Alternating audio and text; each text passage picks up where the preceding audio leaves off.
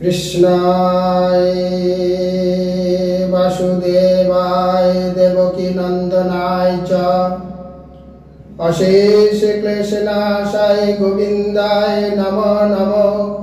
हे कृष्ण करुणा सिंधु दीनबंधु जगतपथे गोपेश कपिकान्त राधाकान्त नमस्तुते।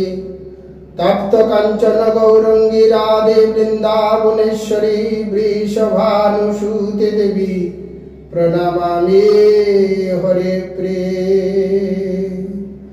गुरु ब्रह्मा गुरु विष्णु गुरुर्देव महेश्वरो गुरुरेव परं ब्रह्म तस्मै श्री गुरवे नमः। आखंड मंगलाकारं व्याप्तं जन चराचरं तत्पदं दर्शितं जनो तस्मै श्री गुरवे नमः। अज्ञानतिमिरन्धस्य ज्ञानाञ्जनशलाकया चक्षुरुन्मीलितं जनो तस्मै श्री गुरवे नमः। श्रीचैतन्यमनोभीष्टं स्थापितं येन भूतले स्वयं रूपकदमहं ददति सपदस्तिकमो। श्रीकृष्ण चैतन्य प्रभु नित्यानंद श्री अद्वैत गदाधर शिवासादि गौर भक्तवृंद। हरे कृष्ण कृष्ण कृष्ण हरे हरे हरे राम राम राम हरे हरे। ओम नमो वासुदेवाय ओम नमो भागवताय। हरे कृष्ण।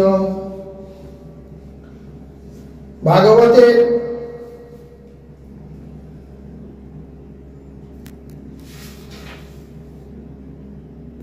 स्कंध 9 ও অধ্যায় 3 অম্বরীশ মহারাজের চরণে দুর্বাসা মুনির অপরাধ। ভাগবত পাঠ করতে গিয়ে যেটি না বললে নয় সেটি সমস্ত জগৎবাসীর সামনে আমি তুলে ধরছি। এই ভাগবত মুক্তির একমাত্র পথ।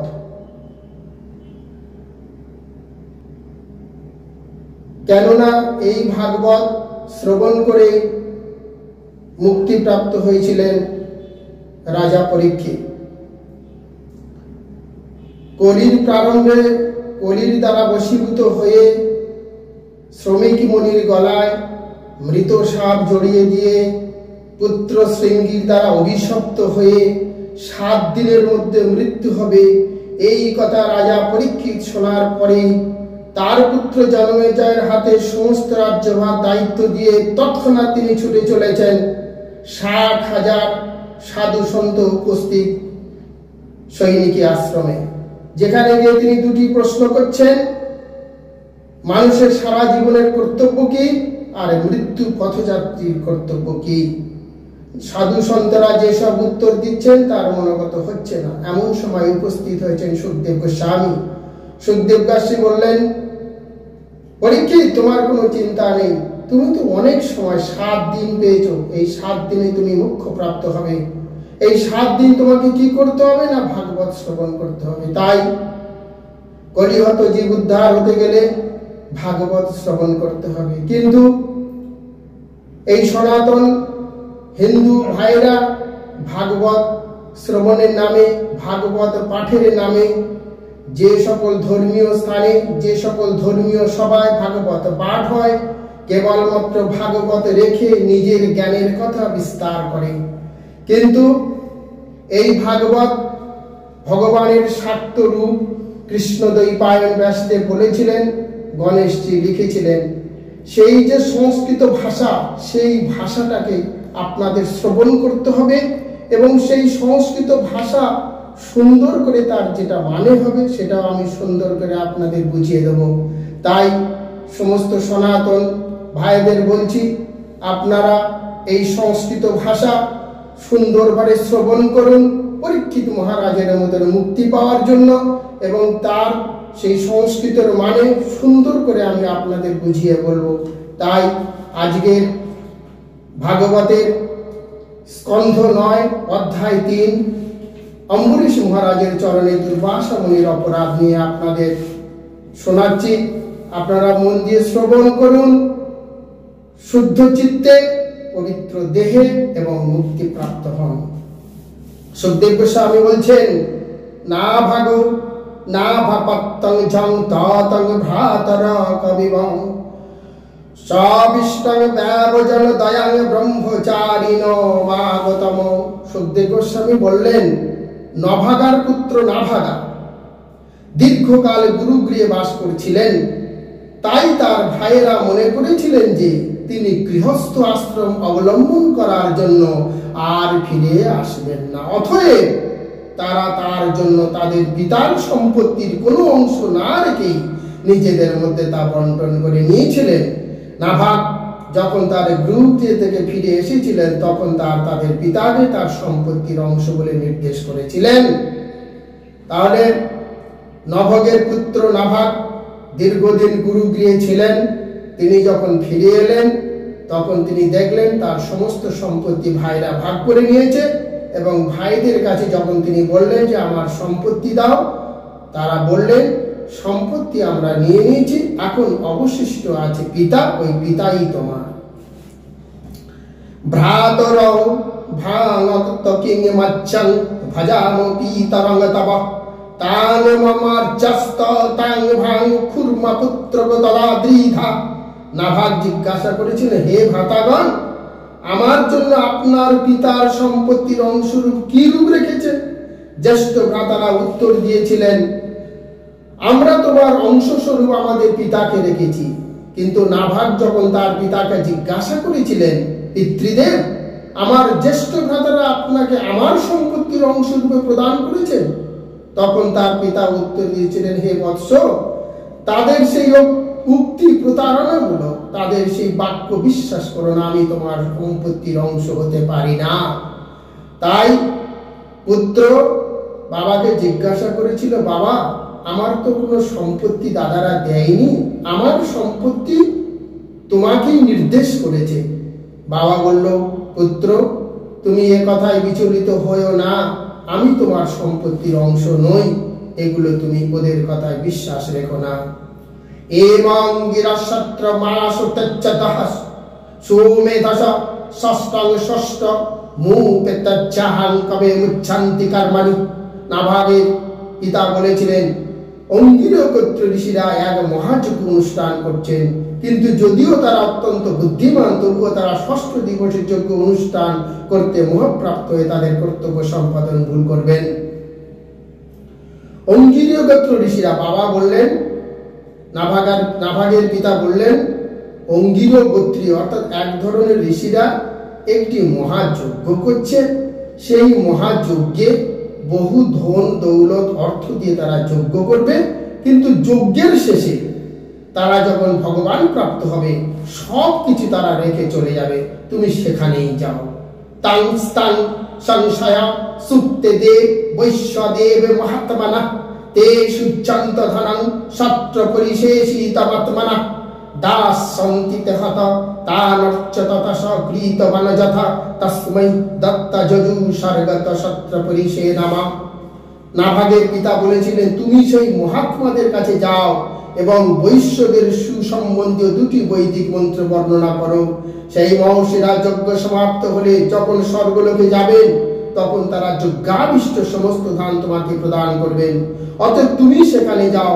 নাভাগ তার পিতার আদেশ যথাযথভাবে পালন করেছিলেন এবং অঙ্গিরীয় গোত্র ঋষিরা তাকে যজ্ঞাবিশিষ্ট ধন প্রদান করে স্বর্গে গমন করলেন। তাই নাভাগ পিতার কথা শুনে সেখানে গেলেন, সেখানকার ঋষিরা যজ্ঞ শেষে চলে গেলেন এবং বহু ধন দৌলত অর্থ তিনি পেয়ে গেলেন, অর্থাৎ রেখে গেলেন। তং কশ্চিৎ শিকারী সন্তং পুরুষ কৃষ্ণ দর্শন উবাচত্তরত্তবেত্তমেদবস্তং বসু। তারপর নাভাগ যখন সেই ধন গ্রহণ করতে উদ্যত হয়েছিল তখন এক কৃষ্ণবর্ণ পুরুষ উত্তর দিক থেকে এসে তাকে বলেছিলেন, এই যজ্ঞভূমির সমস্ত ধন আমার। যখন যজ্ঞের শেষে সেই ধন নেবেন, অর্থাৎ সেই অর্থ ভাণ্ডার গ্রহণ করবেন, এমন সময় উত্তর দিকে থেকে একটি কৃষ্ণবর্ণ যুবক এসে বলল যে এই সম্পত্তি আমার, তোমার নয়। মা বেদাবেশী ভীর দত্তমিতির্তাহি সা মানবা সান্নৌতে পিতরি প্রশ্ন পৃষ্ঠবান পিতরং যথা। নাভাগা তখন বলেছিলেন, এই ধন আমার, ঋষিরা আমাকেই এগুলি দান করেছেন। নাভাগ সেই কথা বললে সেই কৃষ্ণবর্ণ পুরুষটি বললেন, চলো আমরা তোমার পিতার কাছে যাই এবং তাকে আমাদের এই মতবিরোধের মীমাংসা করতে বলি। সেই বাক্য অনুসারে নাভাগ তার পিতাকে জিজ্ঞাসা করেছিলেন। তাহলে সেই কৃষ্ণবর্ণ যুবকটি বলল, ঠিক আছে, আমাদের এই বিবাদের মীমাংসা করে দেবে তোমার পিতা, চলো তোমার পিতার কাছে যাই সমস্ত ধন দৌলত নিয়ে। যজ্ঞবাস্তুগাত্তাং সর্বমুচ্ছিষ্টম ঋষয়া কচ্চিৎ চিক্রাহি ভাগং রুদ্রায় দেব সর্বমরতি। নাভাগের পিতা বলেছিলেন, ঋষিরা দক্ষ যজ্ঞে সবকিছু রুদ্রের অংশ বলে বিবেচনা করে তাকে তা নিবেদন করেছিলেন, তাই যজ্ঞভূমির সমস্ত বস্তুই শিবের। তাই নাভাগের পিতা বুঝতে পেরেছিলেন এটা অন্য কেউ নয়, এটা স্বয়ং ভগবান শিব। তাই তিনি বললেন যে দক্ষ যখন যজ্ঞ করেছিল সেই যজ্ঞে শিবকে আহ্বান না করার জন্য যেমন যজ্ঞ পণ্ড হয়েছিল, তেমনি ভাবে আজকের সমস্ত অর্থ তুমি এই মহাদেব আস্থা শিবেরই দিয়ে দাও। নাভাগাস্তাং প্রাণম মাহাতবেশ কিবল বস্তুকাম ইত্তাহাবে পিতা ব্রহ্মচ্ছি সাতাংশা প্রসাদয়ে। তখন রুদ্রকে প্রণতি নিবেদন করে নাভাগ বলেছিলেন, হে পরম পূজ্য প্রভু, এই যজ্ঞভূমির সবকিছুই আপনার। আমার পিতা সে কথাই আমাকে বলেছে, এখন আমি অবনত মস্তকে আপনার কৃপা প্রার্থনা করি। তাই নাভাগ বললেন, হে প্রভু, আমার বাবা বলেছে সমস্তটাই তোমার, তাই তোমার চরণে আমার প্রণাম, তুমি এগুলি সব নিয়ে চলে যাও। যথতে পিতাবদ ধর্মতং চ সত্যং প্রভাজসে তদাহিতে মন্ত্র দৃশ্য জ্ঞানং ব্রহ্ম সনাতনম। রুদ্র বললেন, তোমার পিতা যা বলেছেন তা সত্য এবং তুমিও সত্য কথাই বলেছ, অতএব আমি মন্ত্রজ্ঞ তোমাকে সনাতন ব্রহ্ম জ্ঞান দান করব। এই সময় বললেন যে তোমার বাবা যা বলেছে ঠিক, তুমি যা বলেছ ঠিক, অতএব আমি আজ তোমাকে ব্রহ্ম জ্ঞান দেব। গৃহাণ দ্রবিণং দত্তং মৎস্য পরিশেষিতম ইত্তত্তৃত্তিত্তঃ রুদ্র ভগবান ধর্মবৎসল। রুদ্র বলেছিলেন, এখন তুমি এই যজ্ঞা বিশিষ্ট সমস্ত ধর্ম গ্রহণ করো, কারণ আমি তোমাকে তা দান করছি। সেই কথা বলে ধর্মানুরাগী শিব সেই স্থান ত্যাগ করে অন্তর্হিত হয়েছিলেন। তাই বাবা মহাদেব শিব তৎক্ষণাৎ বলে উঠলেন, এগুলি সবই তোমার, আমি এখান থেকে চলে যাচ্ছি। তাই সেখান থেকে তিনি মিলিয়ে গেলেন, অন্তর্হিত হলেন। জয়েত সংসারেত প্রত সায়ং চ সুসমাহিত কবির বভূতি মন্ত্রজ্ঞ গতি চৈব তথাত্মান। এই আখ্যানটি যিনি মনোযোগ সহকারে সকালে ও সন্ধ্যায় শ্রবণ করেন এবং কীর্তন করেন, তিনি নিশ্চিতভাবে বিদ্যান ও মন্ত্রতত্ত্বে অভিজ্ঞ হয়ে আত্মজ্ঞানে লাভ করে গোলকধামে পৌঁছে যাবেন। তাই সমস্ত সনাতন ভাইদের বলছি, আপনারা সংস্কৃত শ্লোকটা খুব সুন্দর করে শ্রবণ করুন এবং তার মানে সুন্দর করে আপনারা শ্রবণ করে সবাই কোটি জন্মের পাপ থেকে মুক্তি হয়ে গোলকধামে ফিরে যান। না ভাগা দম্বরীশায় বুন্ন মহাভাগবত কৃতি না স্পৃশাব্দ ব্রহ্ম সাপহবি জন্ম প্রতিহত কচ্চিৎ। নাভাগ থেকে মহারাজ অম্বরীশের জন্ম হয়েছিল। মহারাজ অম্বরীশ ছিলেন একজন মহাভাগবত ও সুকৃতিবান পুরুষ। যদিও তিনি এক মহা তেজস্বী ব্রাহ্মণের দ্বারা অভিশপ্ত হয়েছিলেন, তবুও সেই ব্রহ্মসাপ তাকে স্পর্শ করতে পারেনি। তাহলে নাভাগার পুত্র হলেন অম্বরীশ। এই অম্বরীশ মহারাজ ছিলেন একজন মহা সুকৃতিবান পুরুষ। তিনি যখন রাজত্ব করেছিলেন, তিনি এক ব্রাহ্মণের দ্বারা অভিশপ্ত হয়েও তাকে কিছুই করতে পারেননি। ভগবঞ্ছ্রাতুমিচ্ছামি রাজর্ষন্তস্য ধীমত না প্রবুদ যত্র নির্মক্ত ব্রহ্মদণ্ড দুরাত্মায়। মহারাজ পরীক্ষিত জিজ্ঞাসা করেছিলেন, হে মহাত্মা, মহারাজ অম্বরীশ নিশ্চয়ই ছিলেন অতি উন্নত চরিত্র, সুবুদ্ধিমান। আমি তার কথা শ্রবণ করতে ইচ্ছা করি। এটি অত্যন্ত আশ্চর্যের বিষয় যে ব্রাহ্মণের অপ্রতিহত অভিশাপ ও তাকে স্পর্শ করতে পারেনি। মহারাজ পরীক্ষিত সুখদেব গোস্বামীকে জিজ্ঞাসা করলেন, এমন কি ভাগ্যবান ব্যক্তি ছিলেন বা এমন কি সুবুদ্ধিমান ব্যক্তি ছিলেন যিনি ব্রাহ্মণের অভিশাপকেও অবহেলায় দূরে সরিয়ে দিতে পেরেছেন, বা ব্রাহ্মণ তাকে কোনো ক্ষতি করতে পারেনি বা তাকে অবিশ্বাস স্পর্শ করতে পারেনি? তুমি এটা আমাকে বলো, আমার খুব ইচ্ছা করছে এটি শোনার জন্য। অম্বরীশ মহাভাগ সপ্তদ্বীপপতি মহিমা আব্বায়ং চ শ্রিয়ং লব্ধ বিভবং চাতুলং ভুবি মেনেহাতি দুর্লভং পুংসং সর্বং তৎস্বপ্ন সংস্ততম বিদ্যানো বিবাবির্বাণং তব বিশতি যতপমানম। শ্রী সুখদেব গোস্বামী বললেন, পরম সৌভাগ্যবান মহারাজ অম্বরীশ সপ্তদ্বীপ সমন্বিত পৃথিবীর অধিপত্য এবং অক্ষয় ঐশ্বর্য অন্তহীন সমৃদ্ধি লাভ করেছিলেন। যদিও এই প্রকার পদ লাভ করা অত্যন্ত দুর্লভ, তবুও মহারাজ অম্বরীশে তাতে একটু আসক্তি ছিল না, কারণ তিনি খুব ভালোভাবে জানতেন যে এই প্রকার সমস্ত ঐশ্বর্যই জড় জাগতিক, স্বপ্নের মতো অলিক। এই ঐশ্বর্য চরম বিনিষ্ট হয়ে যাবে। রাজা ভালোভাবেই অবগত ছিলেন যে কোন অভক্ত যখন এই প্রকার ঐশ্বর্য প্রাপ্ত হয় তখন সে তমগুণের গভীর থেকে গভীরতর অন্ধকারে অধঃপতিত হয়। শ্রী সুখদেব গোস্বামী বললেন, পরীক্ষিত, সৌভাগ্যবান রাজা অম্বরীশ 7টি দ্বীপের রাজা ছিলেন। তিনি ছিলেন অতি দুর্লভ, তিনি ছিলেন বহু ধন দৌলত ঐশ্বর্যের মালিক, কিন্তু তিনি ভেবেছিলেন, তিনার অন্তরে বিবেচিত হয়েছিল, আমি কে, আমি কোথা থেকে এসেছি, কোথায় যাব।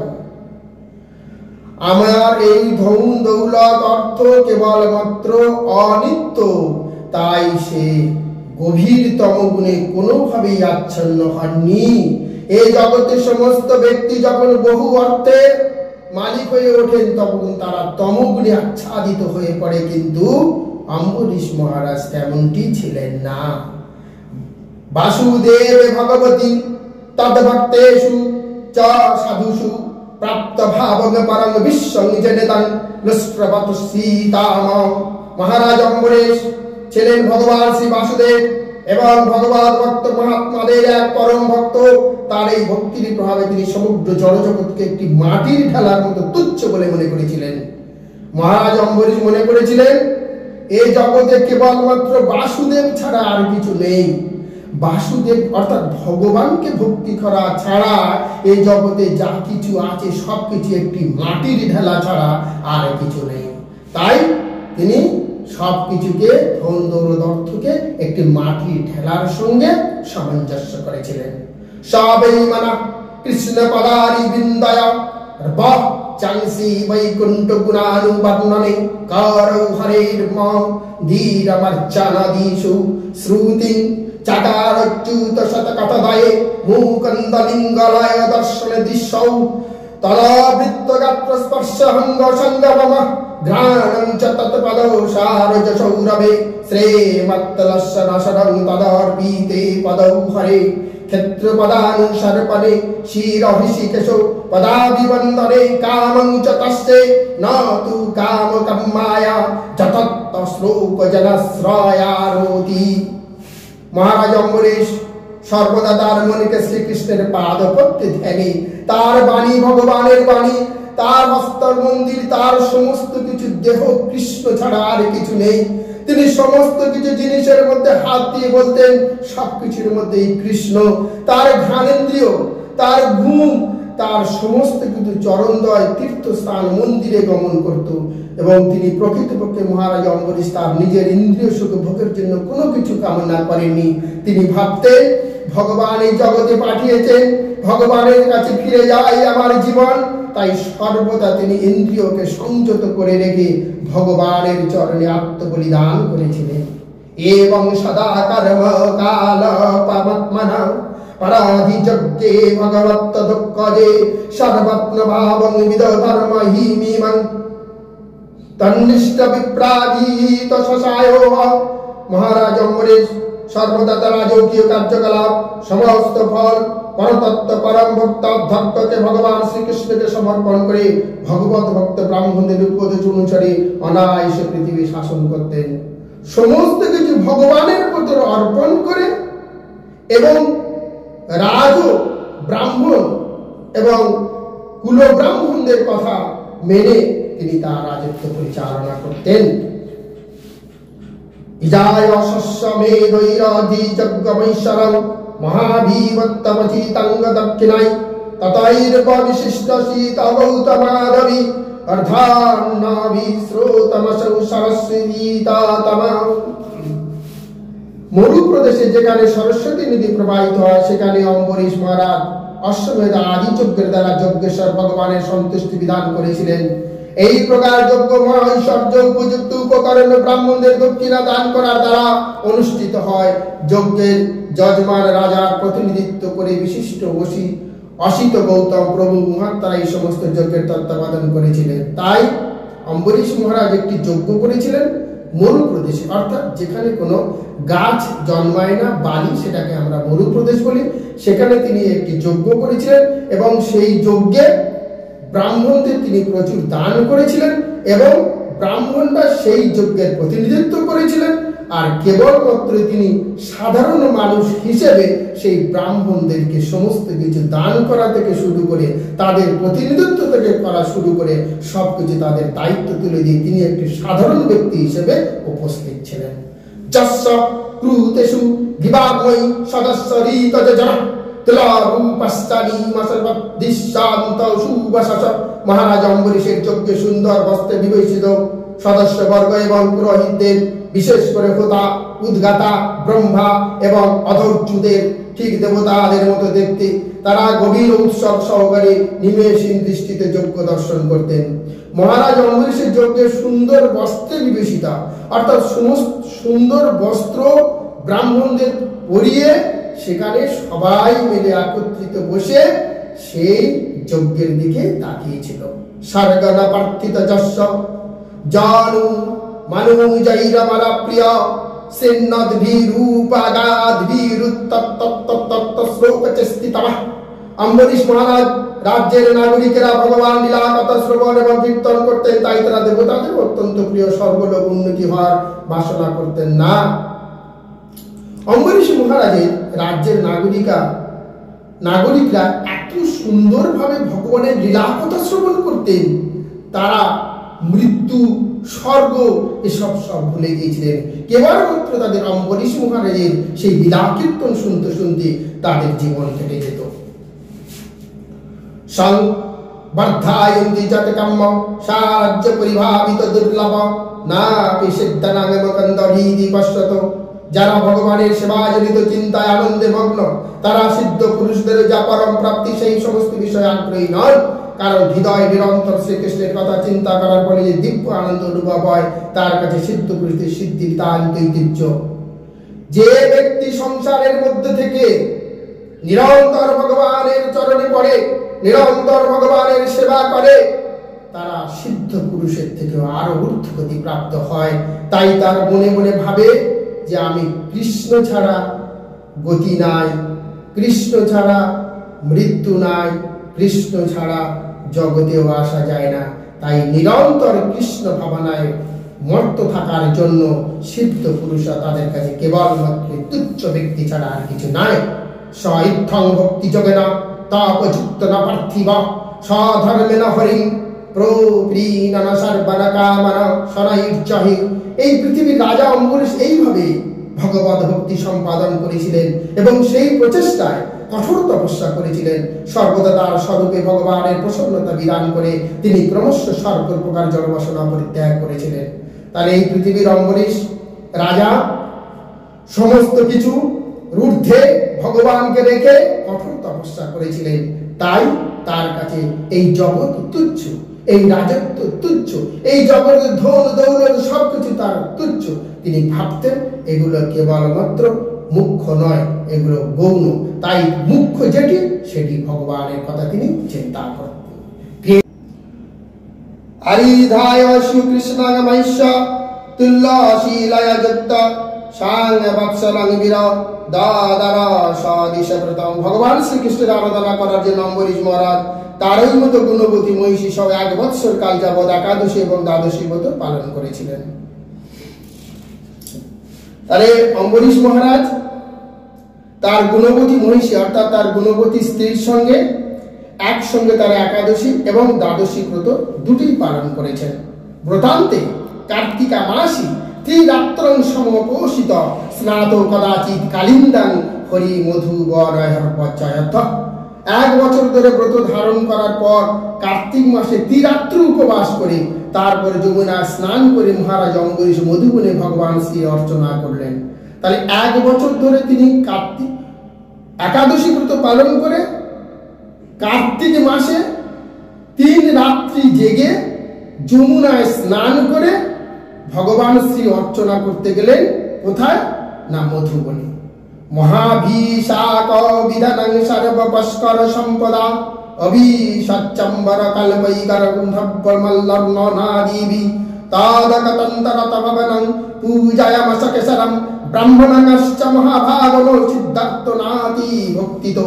মহারাজ অম্বরীশ মহাঅভিষেকের বিধি অনুসারে সর্বপ্রকার উপকরণ দ্বারা ভগবান শ্রীকৃষ্ণের বিগ্রহের অভিষেক করেছিলেন এবং তারপর সুন্দর বস্ত্র অলঙ্কার করে সমস্ত কিছু সাজিয়ে তিনি শ্রীকৃষ্ণের আরাধনায় ব্রতী হলেন।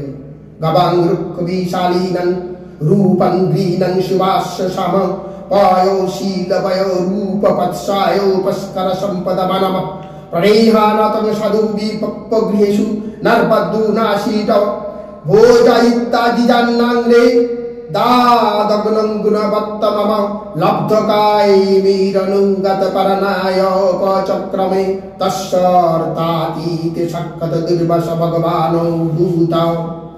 তারপর অম্বরীশ মহারাজ তাকে সমাহিত অতিথি বিশেষ করে ব্রাহ্মণদের সন্তুষ্ট করেছিলেন এবং প্রচুর পরিমাণে তাদের বস্ত্র, গরু, গাড়ি এবং অনেক কিছু তিনি দান করে তিনি নির্দিষ্ট মনে তখন তার গ্রহণপূর্বক তার উপবাস ভঙ্গ করার জন্য উপস্থিত হয়েছেন।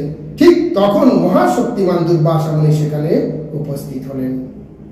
ত্রিরাত্রিকাল জেগে কালিন্দী নদীর স্নান করে ভগবানের মূর্তি স্থাপন করে মধুবনে পূজা অর্চনা করে ব্রাহ্মণদের উপহার দিয়ে একাদশীর ব্রত পালন ভঙ্গ করবেন। এমন সময় দুর্বাসা মুনি এসে উপস্থিত হলেন। তাবার অর্চতিতং ভূপা প্রাপ্তুনাত্তন সদাপ্রত্যনিতনতং যথা তেহ ভগবানং পাদ মূলমূগপকতম। অম্বরীশ মহারাজ উঠে দাঁড়িয়ে দুর্বাসা মুনিকে স্বাগত জানিয়ে আসন প্রদান করেছিলেন এবং পূজার উপকরণে তারা পূজা করিয়েছিলেন। তারপর তা পাদ সমীপে উপবিষ্ট হয়ে রাজা সেই মহর্ষিকে ভোজন করাতে অনুরোধ করলেন। তাহলে অম্বরীশ মহারাজ উঠে দাঁড়িয়ে দুর্বাসা মুনিকে সম্বোধন করিয়ে পায়ে প্রণাম জানিয়ে তাকে বসতে দিলেন এবং ভোজনের অনুরোধ করলেন, অর্থাৎ খাওয়ার কথা বললেন। প্রতিনন্দন শতং চক্কং কর্তামাশু কঙ্কটা নেমগচ্ছ প্রিয়ালঙ্ঘায়নন কালিন্দ শরীরে শুভা। দুর্বাসা মুনি সানন্দ অম্বরীশ মহারাজের অনুরোধ অঙ্গীকার করে মধ্যাহ্নকালীন বিধি অনুষ্ঠান করার জন্য যমুনা নদীতে গমন করেছিলেন। সেখানে যমুনার পবিত্র জলে নিমগ্ন হয়ে তিনি নির্বিশেষ ব্রহ্মাধ্যান করেছিলেন। তাহলে দুর্বাসা মুনি অম্বরীশ মহারাজের কথা স্বীকার করে নিয়ে যমুনায় গেলে স্নান করতে এবং যমুনায় স্নান করতে গিয়ে তিনি জলে নিমগ্ন হয়ে ব্রহ্মাধ্যান করেছিলেন। মুক্তাবাচ্য বিশিষ্ট মায়াং তদসং পরাণং প্রতি চিন্তায়ামাস ধর্মজ্ঞ দ্বিজয়স্তব্ধ সর্বসংকটে। দ্বাদশীর উপবাস পালনে যখন আর মাত্র অর্ধমুক্ত বাকি ছিল, অর্থাৎ তৎক্ষণাৎ উপবাস ভঙ্গ করা আবশ্যক হয়েছিল, সেই সংকটজনক পরিস্থিতিতে রাজা তত্ত্ববিদে ব্রাহ্মণদের সঙ্গে তখন কি করা কর্তব্য সেই সময় বিচার করতে শুরু করলেন।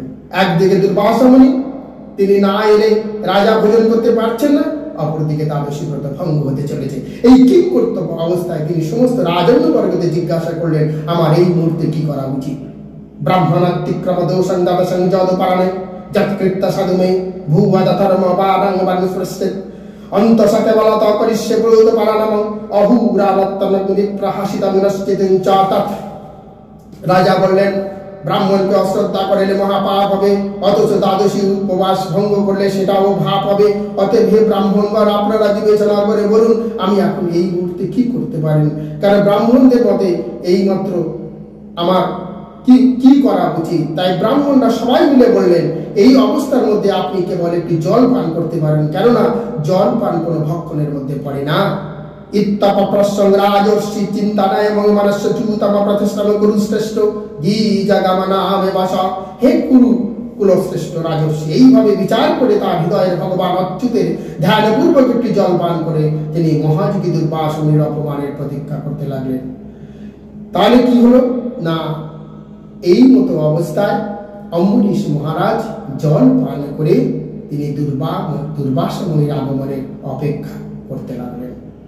দুর্বাসা যমুনা কুলাত কৃতবাষ্টকাগত রাজ্ঞাভিনন্দিত স্তস্য বহুদে চেষ্টিতা মিডিয়া। মধ্যাহ্নকালীন কর্তব্য সমাপন করে দুর্বাসা মুনি যমুনার তট থেকে ফিরে এলে রাজা তাকে পূজা করতে স্বাগত জানালেন। কিন্তু দুর্বাসা মুনি তার যোগশক্তির বলে বুঝতে পেরেছিলেন যে মহারাজ অম্বরীশ তার অনুমতি না নিয়ে জল পান করেছে। তাহলে দুর্বাসা মুনি তিনি যোগবলে জানতে পেরেছেন অম্বরীশ জল পান করেছেন, তাই তিনি রাজার কোনো কথা শুনলেন না। মায়ামিন্ন প্রচলগাত্র ভ্রুকুটি কুলি নানানাম ভূমি কতস্থ সুতরাং কৃতাঞ্জলি মা ভাষত। ক্রোধে দুর্বাসা মুনি দেহ কম্পিত হতে লাগলো। তার মুখ ভ্রুকুটির দ্বারা কুটিল আর ভাব ধারণ করলে এবং ক্ষুধার্ত হয়ে ক্রুদ্ধভাবে তিনি কৃতাঞ্জলি সহকারে দণ্ডায়মান মহারাজ অম্বরীশকে বলতে লাগলেন, অহো অশো নিস্তংস শ্রী আনত্তনত্তস্য পশত ধর্ম ব্যতিক্রমং বিষ্ণুর ভক্ত সুষ মানিন। আহা, এই নিষ্ঠুর প্রকৃতি সম্পদ ব্যক্তিটিকে দেখো, যে বিষ্ণু ভক্ত নয়, তার ধন এবং পদমর্যাদার গর্বে গর্বিত হয়ে সে নিজেকে ভগবান বলে মনে করে। দেখো কিভাবে সে ধর্মনীতি লঙ্ঘন করেছে। এখানে উনি বলছেন, দুর্বাসা মুনি বলছেন যে কি নিষ্ঠুর, দেখো আজ রাজা বলে তিনি আজকে মুনির অবাধ্যা করে নিজে ভোজন করে বসে আছে, তাই আজ সে ধর্মনীতি লঙ্ঘন করেছে, তাকে এখনই শাস্তি দেওয়া উচিত। দুর্বাসা মুনি বললেন, যো মামা কি আমাতা মতে মতবাত্তান্ন নিমন্ত্রত্তন্ত চা অদ্যুত্তা ভুক্তবংস্তং শব্দস্তে দর্শয় ফলাম। মহারাজ অম্বরীশ, তুমি আমাকে তোমার অতিথি রূপে ভোজন করতে নিমন্ত্রণ করছো, কিন্তু আমাকে ভোজন না করে তুমি নিজেই প্রথমে ভোজন করছো। তোমার এই অন্যায় আচরণ ফলে এখনই আমি তোমাকে দেখাবো। তুমি আমাকে ভোজনের নিমন্ত্রণ করে আমাকে ভোজন না করিয়ে তুমি নিজে ভোজন করেছো, তাই তার জন্য তোমাকে এখনই আমি শাস্তি দেব। এবং রূপবানা উৎকৃতং চটাং রোষ প্রদীপিতা তয়াস নির্মমে তস্মৈ কৃতং কাননৌপানমৌ। এইভাবে বলতে বলতে দুর্বাসার মুখে ক্রোধে উদ্দীপ্ত হয়ে উঠেছিল। তিনি তার মস্তক থেকে জটা ছিন্ন করে অম্বরীশ মহারাজের দণ্ডমান করার জন্য তার দ্বারা কালাগ্নি তুল্য এক অসুরকে সৃষ্টি করেছিলেন। তাহলে দুর্বাসা মুনি তার মাথা থেকে জটা ছেড়ে নিয়ে মাটিতে ফেলেছে, আর সেখানে একটা বিশাল আকারের অসুর সৃষ্টি হয়েছে, কালাগ্নি, যার গায়ে থেকে আগুন জ্বলছে। তামাপতিতাং জালাতি সিংহাস্তাকে পদাভুবং বেপায়ন্তং সমধিকায়ন চচল পদান্নিপ। সেই জ্বলন্ত কৃত্য তার হাতে বসিয়ে নিয়ে পদবৃক্ষে তারা পৃথিবী কম্পিত করতে করতে তার দিকে আসতে দেখে মহারাজ অম্বরীশ তার স্থান বিচলিত করলেন না।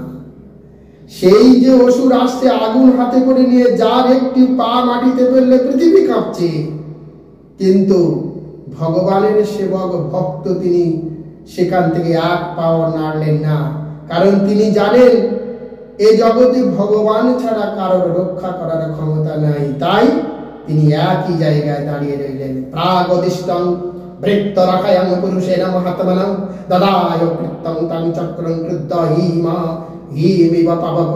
দাবানল যেভাবে ক্রুদ্ধ সম্পর্কে দগ্ধ করে ভক্তকে রক্ষা করার জন্য পূর্ব থেকে ভগবানের আদেশ প্রাপ্ত সুদর্শন চক্র সেইভাবে দুর্বাসা শ্রেষ্ঠ অসুরকে দগ্ধ করেছিল।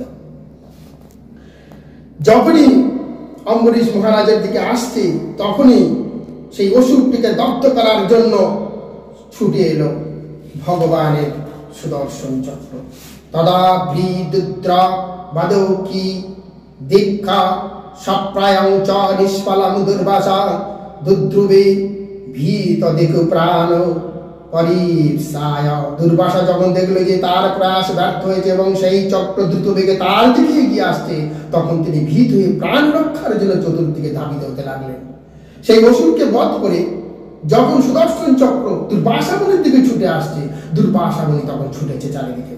তমান্ন ধাবত ভগবদ্রঙ্গ দাবাগ্নিরুদ্ধত শিখ যথা হিম তথানুযুক্ত মুনিরিক্ষমান গুহাং বিবিক্ষু প্রশোষার মের। দাবানলের প্রজ্বলিত শিখা যেভাবে সম্পর্কে সর্বকে অনুসরণ করে ভগবানের চক্র সেইভাবে দুর্বাসা মুনিকে অনুসরণ করতে লাগলো। দুর্বাসা মুনি দেখেছিলেন যে সেই চক্র প্রায় তার পৃষ্ঠদেশে স্পর্শ করেছে এবং তার ফলে তিনি সুমেরু পর্বতের গুহায় প্রবেশ করার বাসনায় অত্যন্ত দ্রুত বেগে ধাবিত হয়েছিলেন। দাবানলের প্রজ্বলিত শিখা যেভাবে সাপকে পুড়িয়ে ফেলে, সেমনি ভাবে আজ সুদর্শন চক্র মুনির পিছনে ছুটেছে। আর মুনি চারিদিকে ছুটতে ছুটতে ভাবছে আমি সুমেরু পর্বতের কোনো গুহায় গিয়ে প্রবেশ করব, কিন্তু পিঠের কাছে দাঁড়িয়ে আছে সেই সুদর্শন চক্র। তিসনব জ্ঞান বিবরণ সমুদ্রান লোকন সাপলং স্ত্রী দিবঙ্গতস যত যত ধাবতি তত্র তত্র সুদর্শনং দুষ্প্রাশয়ং দদর্শ। দুর্বাসা মুনি আত্মরক্ষার জন্য সর্বদিকে আকাশে, পৃথিবীতে, গুহায়, সমুদ্রে, ত্রিভুবনে, লোকপালেদের লোকেও স্বর্গে গমন করেছিলেন, কিন্তু যেখানেই তিনি গিয়েছিলেন সেখানেই তিনি দেখেছিলেন যে অসত্য তেজময় সুদর্শন চক্র তার অনুসরণ করছে। আলব্ধনাথ সদাকুতস্থিত সামত্রস্ত চিত্তারণ্য মনন দেবং বিরঞ্চনি সমাগম বিদাতা তজ্জনত্ব জিতজ্ঞস্য জম। ভীত চিত্তে দুর্বাসা আশ্রয়ের অন্বেষণ করতে করতে সর্বত্র ভ্রমণ করেছেন, কিন্তু কোথাও তিনি আশ্রয় পাননি। অবশেষে তিনি ব্রহ্মার কাছে গিয়ে বলেছিলেন, হে বিধাতা, হে ব্রহ্মা, দয়া করে আপনি ভগবানের চলন্ত সুদর্শন চক্র থেকে আমাকে রক্ষা করুন। তাহলে ব্রহ্মার কাছে গিয়ে তিনি বললেন, স্থানং মদিনং সাও বিশ্বমেতং ক্রীড়াবাসনং দীপারার্ধ সঙ্গে ভ্রুভঙ্গ মাত্র নহি সংবিদিদক্ষ কলাত্মনা যস্য তিরা ভবিষ্যতি অহোম ভাবো দক্ষ ভৃগু প্রদান প্রজেশ ভূতে সরুষ মুখ্য সর্বে বয়ং জন্যায়ামং প্রপন্না মুদ্ধার্পিতং লোকহিতং বাহম। ব্রহ্মা বললেন, দ্বীপরার্থ কালের অবসানে ভগবানের লীলা সম্পন্ন যখন সমাপ্ত হয়, তখন তারপর বিষ্ণু তার ভ্রাভঙ্গির দ্বারা আমাদের বাসস্থান সহ সমগ্র ধ্বংস করেন। ব্রহ্মা বলছেন, তিনি আমাকে সৃষ্টি করেছেন তানার অস্ত্র সুদর্শন, আমি কিছুই করতে পার না। আমি শিব, দক্ষ, ভৃগু, ব্রহ্ম, ঋষি, প্রজাপতি, মানব সমাজের শাসক বর্গ যা কিছু তানার তো সৃষ্টি, আর তানার সুদর্শন চক্র আমি কিছু করতে পারবো না। প্রত্যাখ্যাত বিরিঞ্চন বিঞ্চু বিষ্ণু চক্রাপদিত দুর্বাস শরণং যত সর্বং কৈলাস বাসী নম। সুদর্শন চক্রে তাপের দ্বারা অত্যন্ত সমস্ত দুর্বাসা, সন্তপ্ত দুর্বাসা এইভাবে ব্রাহ্মণ দ্বারা প্রত্যাখ্যাত হয়ে কৈলাসবাসী শিবের কাছে ছুটেছেন। বায়াঙ্গ তাত প্রভাবং তুমি চাস্মিনা পরেহন্না হা পজ্জা জীবকেশ ভবন্তি কালন ভবন্তি ঈদৃশা সহস্রাশ যত্র বায়াঙ্গ ভাবা। শঙ্কর বলেন, হে বৎস, আমি ব্রহ্মা ও অন্যান্য দেবতারা ভগবানের সৃষ্টি, তা ভগবানের সুদর্শন চক্রে আমরা কিছুই করতে পারবো না। তথা নিরস দুর্বাসা পদাঙ্গ ভগবত জয়ৌগী কণ্টাকাল জয়াদস্তীন বসস্যাংশয়। তারপর শিবের কাছে নিরাশ হয়ে দুর্বাসা বৈকুণ্ঠ ধামে গমন করেছিলেন, যেখানে ভগবান শ্রী নারায়ণ লক্ষ্মী দেবী সহ অবস্থান করছেন। সংদাজ্যমানাজিত শস্ত্রবর্ণিনা তৎপদমূলপতিতং সাবহেতু আহাচ্যুনাতং সদপ্সীত প্রভাকৃতং কংসমহাবিশ্ব ভবনা। মহাযোগী দুর্বাসা মুনি সুদর্শন চক্রের অগ্নির দ্বারা দগ্ধ হয়ে নারায়ণের শ্রী পাদপদ্মে পতিত হয়েছিল। কম্পিত কলবরে তিনি বলেছিলেন, হে অচ্যুত, হে অনন্ত, হে ভগবান, হে বিশ্বপালক, আপনি আমাকে সমস্ত ভক্তদের একমাত্র ঈপ্সিত বস্তু। হে প্রভু, আমি মহা অপরাধ করেছি, দয়া করে আপনি আমাকে ক্ষমা করুন। অজানতাত পরমুনুভবং কৃত্তাং ময়াভং ভবত প্রিয়ানাম বিদেহি তস্য ক্বচিতং বিধাতৌ মূর্ছেত জন্মানুমোদিত নরকহপি। হে পরমেশ্বর ভগবান, আপনার অনন্ত শক্তির কথা না জেনে আমি আপনার অতি প্রিয় ভক্তের প্রতি অপরাধ করেছি। দয়া করে আপনি আমাকে সেই অপরাধ থেকে মুক্তি করুন। আপনি সবকিছুই করতে পারেন, নরকে যাওয়ার উপযুক্ত ব্যক্তিকেও আপনি কেবল তার হৃদয়ে আপনার পবিত্র নাম জাগরিত করলে তার উদ্ধার হতে পারে। তাই আজ আমি তোমার চরণে পড়েছি, তুমি আমাকে উদ্ধার করো। তখন ভগবান বলছেন, আপনারা এই ভগবানের শ্লোকটি ভালো করে শ্রবণ করুন। অহং ভক্ত পরাধীন হস্যতন্ত্র ইব দ্বিজ সাধুর বিগ্রস্ত হৃদয় ভক্তৈর ভক্ত জনপ্রিয়। ভগবান সেই ব্রহ্মাকে বললেন, আমি সম্পূর্ণভাবে আমার ভক্তের অধীন, প্রকৃতপক্ষে আমার কোনো স্বাতন্ত্র্য নেই। আমার ভক্ত সর্বতভাবে জড় বাসনা থেকে মুক্ত, তাই আমি তাদের হয়ে বিচার করি। আমার ভক্ত আমার থেকেও বড়, যারা আমার ভক্ত তাদেরকে আমি নিজেও কোনো আঘাত করতে পারি না। না মাত্মানা মানস মদ্ভক্ত সাধুর ভীনাশ্রিয়াং চাত্তন্তি কং ব্রাহ্মণ যে সঙ্গতি রায়ং পরা। হে দ্বিজ শ্রেষ্ঠ, হে সমস্ত মহাত্মাদের অবশিষ্ট একমাত্র আশ্রয়, তাদের ছাড়া আমি আমার চিন্ময় আনন্দ পরম ঐশ্বর্য উপভোগ করতে পারি না। সমস্ত বিশ্ববাসী যদি বলে ভগবান নেই, ভগবান নেই, আর সমস্ত ভক্তরা আমাকেই ভগবান বানিয়েছে, তাই আমি ভক্তের কাছে কোনো অপরাধ করতে পারবো না, আমি তোমাকে কিছু করতে পারবো না। তুমি ভক্তের কাছে যাও, সেই ভক্ত যদি তোমাকে উদ্ধার করে তাহলে তুমি উদ্ধার হবে। ময়েনের বদ্ধ হৃদয় সাধব সমদর্শন বশিকরপন্তি মানবত্তা সংস্কৃত সতপত্তি জাতা। সতী স্ত্রী যেভাবে সেবায় মাধ্যমে সৎপতিকে বশীভূত করে, সর্বতভাবে আমার প্রতি আসক্ত সমদৃষ্টি সম্পন্ন শুদ্ধ ভক্তরা সেইভাবে তাদের ভক্তির ভাবে আমি বশীভূত হয়ে পড়েছি।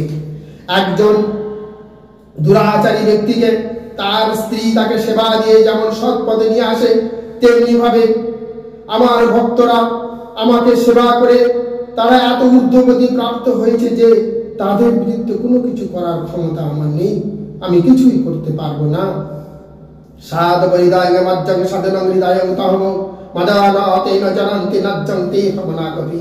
শুদ্ধ ভক্ত সর্বদা আমার হৃদয়ে থাকেন, আমি সর্বদা শুদ্ধ ভক্ত হৃদয়ে থাকি। ভক্তরা আমাকে ছাড়া অন্য কাউকে জানে না, আমি তাদের কিছুই করতে পারবো না। উপায়ং কথাই মন্তব্য বিপ্রসন্নতং তত্তহং হাত্মা বিচরন্ত যত্রং চাই মাচিরাম সাধুষ প্রতিহং তেজ্য প্রহৃতং কুরত শিবম। হে ব্রাহ্মণ, তোমার আত্মরক্ষে উপায় আমি তোমাকে বলছি, শ্রবণ করো। অম্বরীশ মহারাজের চরণে অপরাধ করার ফলে তুমি আত্মহিংসা করেছো, তাই এক্ষুনি তুমি তার কাছে যাও, বিলম্ব করো না। কারণ তথাকথিত শক্তি যখন ভক্তির বিরুদ্ধে প্রযুক্ত হয় তখন প্রয়োগকারী অনিষ্ট হয়, যার উপরে প্রয়োগ করা হয় তার কোনো ক্ষতি হয় না, পক্ষান্তরে যে প্রয়োগ করে তারই অনিষ্ট হয়। বৈষ্ণব ধর্মে হিংসার কোনো স্থান নেই, তাই এখানে ভগবান বলছেন যার উপরে অনিষ্ট করা হয় তার কোনো ক্ষতি হয় না, যে অনিষ্ট করে তার ক্ষতি হয়। তাই আপনি বিলম্ব না করে তার কাছে চলে যাও। তপ বিদ্যা চ বিপ্রণং নিঃশ্রেয় সকরৈবত এ বদুর্বিনীতস্য কল্পতে কর্তুরানাথ। ব্রাহ্মণের পক্ষে তপস্যা এবং বিদ্যা অবশ্যই মঙ্গলজনক, কিন্তু যে ব্যক্তির স্বভাব নম্র নয় তার পক্ষে এই তপস্যা বিদ্যা অত্যন্ত ভয়ঙ্কর। ব্রাহ্মণের পক্ষে তপস্যা অত্যন্ত মঙ্গলজনক, কিন্তু যে ব্রাহ্মণ স্বভাব নম্র হয়নি সেই ব্রাহ্মণের পক্ষে বিদ্যা অত্যন্ত ভয়ঙ্কর হতে পারে। তাই মুনিকে বুঝিয়ে দিলেন যে আপনি মঙ্গলজনক, অর্থাৎ আপনি একজন স্বভাব নম্র যদি না হন তাহলে আপনার এই তপস্যা বিফল যাবে। ব্রহ্মস্তদগচ্ছ ভদ্রং চ নবাবদং নিপ্রমা ক্ষমাপায় মহাভাগ তদ শান্তি ভবিষ্যতি। হে ব্রাহ্মণ শ্রেষ্ঠ, তাই তুমি এক্ষুনি মহারাজ নবাগের পুত্র অম্বরীশের মহারাজের কাছে যাও, আমি তোমার মঙ্গল কামনা করি। তুমি যদি মহারাজ অম্বরীশকে প্রসন্ন করতে পারো তাহলে তোমার শান্তি হবে।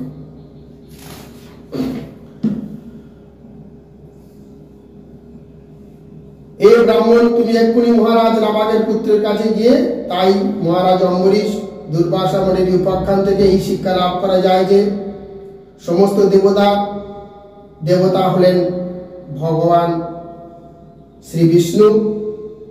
এই অপরাধী তার অপরাধ ভোগ করতে হবে। কোন শুদ্ধ ভক্ত যারা ভগবানের সেবায় নিযুক্ত থাকে, কোন অভক্ত যদি তাকে অপমান করে তাহলে সেই ভক্তের কোনো ক্ষতি হয় না। যে অভক্ত অপমান করে তাকে নিচতর নিচ জনিতে জন্মগ্রহণ করতে হবে। এটি যারা শ্রবণ করলেন এবং যারা শ্রবণ করবেন তারা সমস্ত মানব যন্ত্রণা থেকে উদ্ধার হয়ে ভগবত ধামে ফিরে যাবে। হরে কৃষ্ণ কৃষ্ণ কৃষ্ণ হরে হরে, হরে রাম রাম রাম হরে হরে। হে সনাতন হিন্দু ভাইরা, আপনারা এই সংস্কৃত ভাষায় ভাগবত লেখা হয়েছে, এটি দেবতাদের ভাষা। আপনারা এই সংস্কৃত ভাষা কর্ণগোচর করুন, কানে শ্রবণ করুন এবং সেই সঙ্গে আপনারা মুক্তিপ্রাপ্ত হন এবং মুক্তি প্রাপ্ত হওয়ার জন্য কেবলমাত্র ভাগবতের সামনে রেখে গল্প করলে হয় না, সংস্কৃত ভাষায় সব এটি পড়তে হয়, সংস্কৃত ভাষা শ্রবণ করতে হয় এবং মুক্তি প্রাপ্ত হতে হয়। হরে